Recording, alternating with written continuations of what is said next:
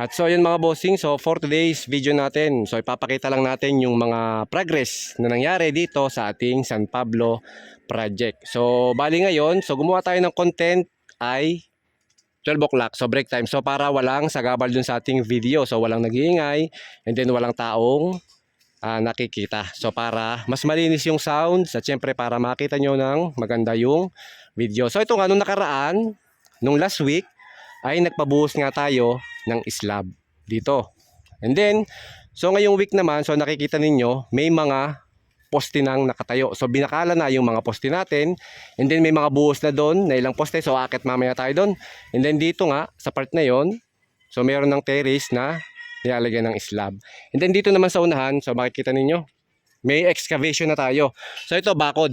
So kita nyo yung bakod namin mga bossing, no? Ang lalaki ng hukay, ang laki ng pundasyon, malalim at saka malaki. So ganyan mga boss kami pag nagko-construct ng bahay, especially structural.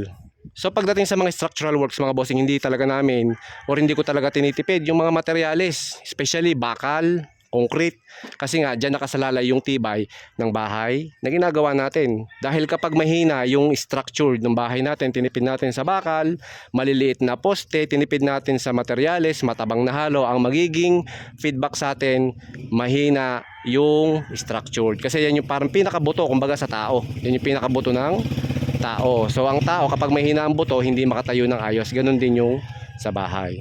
Ayan, so bali ito, excavation natin sa front na fence natin. And then may excavation na rin tayo dun sa kabilang gilid.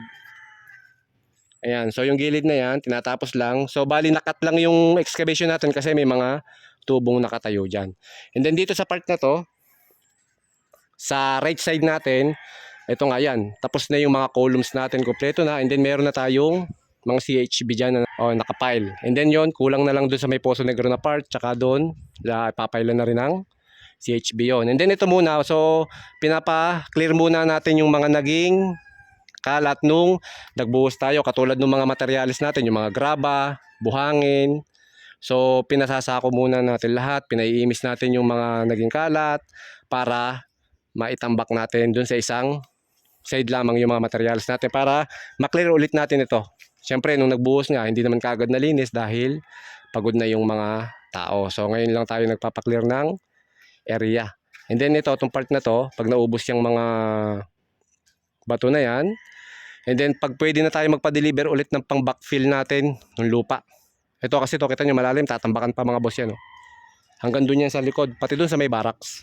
So yung sa may barracks na part na yon, sa huli na lang natin tatambakan yun dahil nga nandun pa yung barracks natin. Ayan, so akit tayo mga boss sa taas.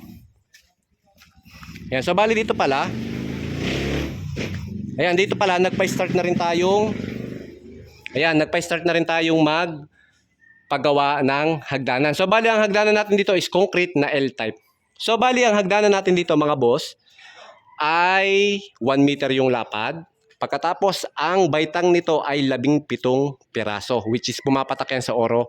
And then ang height naman ng ating house from flooring to slab ay 3.2 meters or 320 centimeters. Ayan, so marami tayong mga boss na yung tutorial video about sa paggagawa ng hagdanan. So panoodin nyo na lang mga bossing. So napaka-basic lang gumawa ng mga hagdanan kahit yung mga gantong concrete. So ang pag-aaralan nyo lamang dito mga boss ay pag may mga landing. Ayan, kung paano yung adjustment. Siyempre kinakailangan yung mga landing kasi natin, yung pagdating sa mga siding ay dapat nagiging kasing laki ng buhos ng ating stair. So bali ang buhos nito mga bossing ay 5 inches yung kapal. Hindi kasama yung baitang mga boss ha. Ayan, so bali kinakailangan yung landing natin 5 inches din yung kapal. So saka na tayo magbibigay ng tutorial video mga bossing dahil nga medyo busy tayo. Ayan, so ang ginagamit nga pala namin dito is mga tubular na bakal na rin tapos PP board.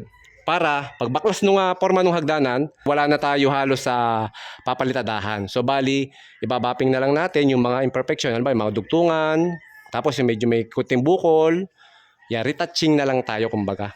So para hindi na tayo nagagastusan sa finishing. Okay, so dito sa taas, akit tayo. Ayan. So kita nyo mga bossing, yung abang natin na bakal, 16 mm, 10 piraso. So kita nyo, di ba? Ang tibay. So bali nandito na nga tayo sa second floor. Ayan, yung papakita ko sa inyo yung nabuhusan. Ayan. So medyo makalat dahil nagbaklas ng forma nung nakaraan. Dahil nagbuhos, yan, nagbaklas. So medyo makalat. Pero mamaya, makiklear din yan habang nagpoporma naman doon sa ibang mga poste. Ayan. So kita nyo mga bossing, ang ganda nung buhos natin, no? Kasi nakakagamit tayo or gumagamit tayo ng maayos na forma at saka frameworks. Ayan, di ba? So diyan kasi nakasalalay yung quality ng magiging buhos natin. Tapos gamitan nyo pa ng concrete vibrator. So makakakuha kayo ng buhos ng poste na hindi na kailangan palitadahan. So dito sa taas meron tayo 11 poste dito. Yan, so kita nyo pati, no, yung structure ng bahay biga natin, lalaki. Ang lalaki ng bakal. So ito kasi mga boss, ang contract namin dito is labor and materials pa rin. So gusto ko kasi, pinakikita ko doon sa ating mga viewers na kahit tayo ay namamakyaw ng labor and materials ay hindi natin tinitipid yung mga bahay na ginagawa natin, lalong lalo na structural. Gaya ng sabi ko, structural, gusto ko matibay, lalong lalo na ganitong mga 2-story, 3-story na residential house. Gusto ko matibay ang pundasyon, matigas ang konkreto, malalaking bakal. Di baling wala na tayo masyadong kitain. Yung kita mga bossing, hindi ko yan masyadong iniisip. Iniisip ko palagi is yung mga kliyente natin. Ayan, so dito meron tayong terrace dito. So ito hindi napasama sa buhos to kasi nga mga boss, ito ay ano na lang namin, naka-to-follow na lang. So nagabang na lang kami ng mga bakal. So marami namang bakal mga boss yan. And then yung ating length naman ng ating mga bakal is nasa proper naman. Yung ating mga inabang na dowels. Yan. So yan mga bossing. And then eto. So ngayon nagpoporma sila doon ng poste ulit. And then mamayang hapon bubuhusan naman yan. Ayan, so bali minamadali natin nga itong bahay. Gusto ko bago matapos tong December, ako maaari tapos na yung mga beams lahat. Tapos magpe-prepare na tayo for roofing. Ayan mga bossing.